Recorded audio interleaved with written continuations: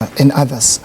Our view is that perhaps we should welcome this decision as a step closer to bring this matter to finality. It has been ventilated in public in a number of platforms, which has created a detrimental effect to our economy, but also to the image and confidence of some of the state institutions.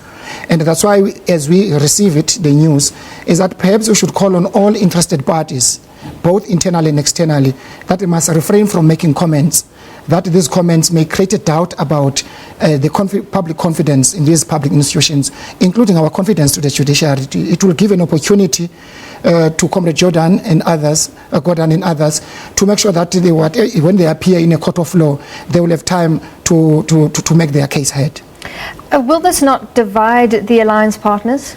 Not at all. That's why we make a call that there shouldn't be any speculation. I think the fact that at least there's been a process now which, among others, we believe in our courts as final arbiters. Because courts, they're not going to take statements which are made as conspiratory theory.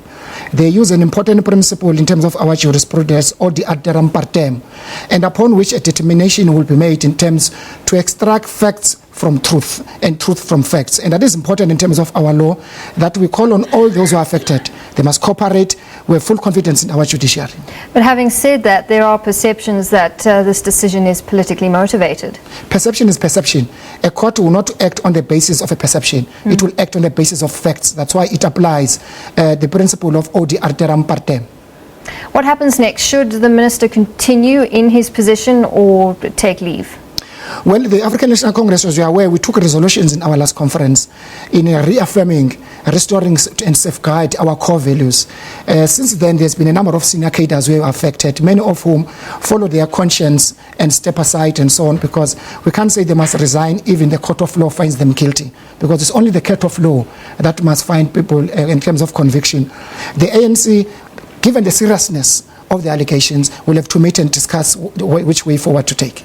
Mr. Kodwa, thank you very much. ANC spokesperson Zizi Kodwa with me in studio a short while ago. But staying with this, the rand has taken a battering after the news broke that Finance Minister Pravin Gordhan has been ordered by the NPA to appear in court on a charge of fraud.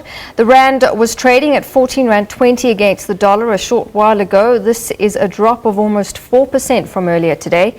In addition, the cost of insuring South African debt leapt to 3-month highs, and dollar-denominated bond prices also fell, with interest rates rising.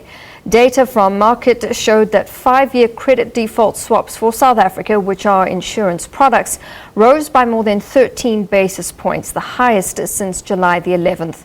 Gordhan, who has just come back from a charm offensive trip to the US to encourage foreign investment, is highly respected by financial markets.